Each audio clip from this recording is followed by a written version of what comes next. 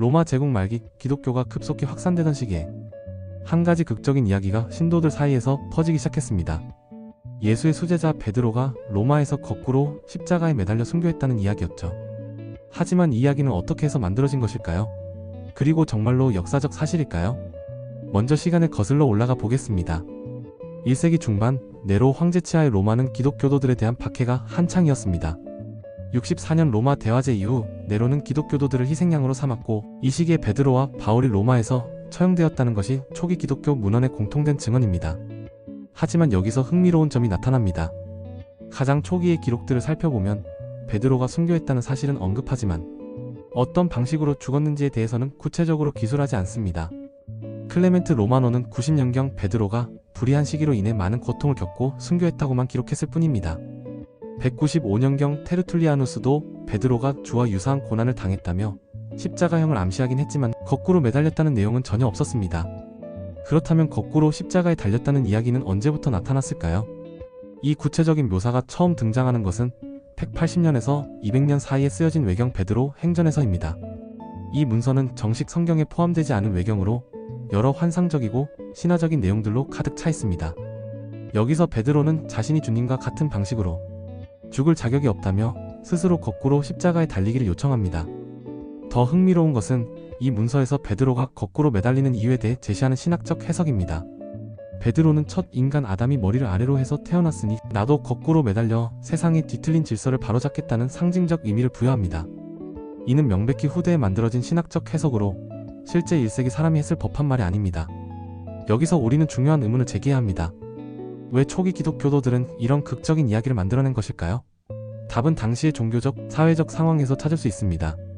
2세기 후반은 기독교가 다른 종교들과 치열한 경쟁을 벌이던 시기였습니다.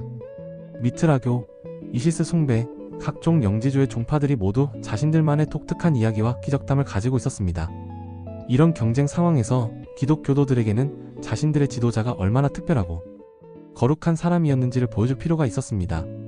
단순히 십자가에 달려 죽었다는 것보다는 스스로 겸손하게 거꾸로 매달리기를 요청했다는 이야기가 훨씬 더 인상적이고 교육적이었을 것입니다. 이는 베드로의 겸손함과 신앙심을 극대화하여 보여주는 완벽한 서사 구조였습니다. 실제로 베드로 행전의 다른 부분들을 보면 이 문서가 얼마나 문학적이고 상징적인 성격을 띠고 있는지 알 수 있습니다. 베드로가 공중을 날아다니는 시몬 마구스와 기적 대결을 벌이고 죽은 자를 되살리고 동물들과 대화를 나누는 등의 환상적인 내용들이 가득합니다. 이런 맥락에서 보면 거꾸로 십자가 이야기도 역사적 사실이라기보다는 문학적 창작에 가깝다고 볼 수 있습니다. 더욱 결정적인 것은 같은 시대나 조금 후의 다른 교부들조차 이 이야기를 언급하지 않는다는 점입니다.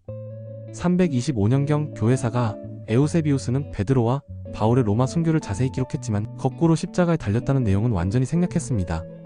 만약 이것이 널리 알려진 역사적 사실이었다면 그가 이를 빼먹었을 리가 없습니다. 그렇다면 이 이야기는 어떻게 해서 나중에 기독교의 공식적인 전승이 되었을까요? 여기에는 몇 가지 요인이 작용했습니다. 첫째, 이야기의 교육적 가치였습니다. 베드로의 겸손함을 보여주는 완벽한 예화였기 때문에 설교나 교육에서 자주 사용되었습니다. 둘째, 시간이 지나면서 이야기의 출처나 역사적 근거보다는 그 상징적 의미에 더 주목하게 되었습니다. 중세에 들어서면서 이 이야기는 더욱 확고해졌습니다. 수많은 성인전과 순교록에서 베드로의 거꾸로 십자가 순교가 기정사실로 기술되었고, 예술가들도 이를 주제로 한 작품들을 만들어냈습니다. 특히 카라바조의 성 베드로의 십자가형 같은 걸작들은 이 장면을 극적으로 묘사하여 대중들의 뇌리에 깊이 각인시켰습니다. 20세기에 들어와서 바티칸 성 베드로 대성전 아래에서 1세기 남성의 유골이 발견되었을 때 많은 사람들이 이것이 베드로의 유해라고 주장했습니다. 하지만 고고학적으로는 그의 정체나 사망 원인을 확실히 알 수 있는 증거는 없었습니다. 더군다나 거꾸로 십자가에 달렸는지 여부는 유골만으로는 전혀 알 수 없는 일입니다. 결국 베드로의 거꾸로 십자가 순교 이야기는 역사적 사실이라기보다는 초기 기독교 공동체가 만들어낸 강력한 상징적 서사로 보는 것이 타당합니다. 이는 종교가 어떻게 역사와 신화를 결합하여 자신들만의 정체성을 만들어가는지를 보여주는 대표적인 사례라고 할 수 있습니다. 베드로가 로마에서 순교했다는 핵심 사실은 비교적 확실하지만 그 구체적인 방식에 대해서는 2세기 문학적 상상력이 만들어낸 이야기로 이해하는 것이 더 합리적일 것입니다. 여러분은 어떻게 생각하시나요? 구독과 좋아요 부탁드리며 댓글로 여러분의 생각을 남겨주세요.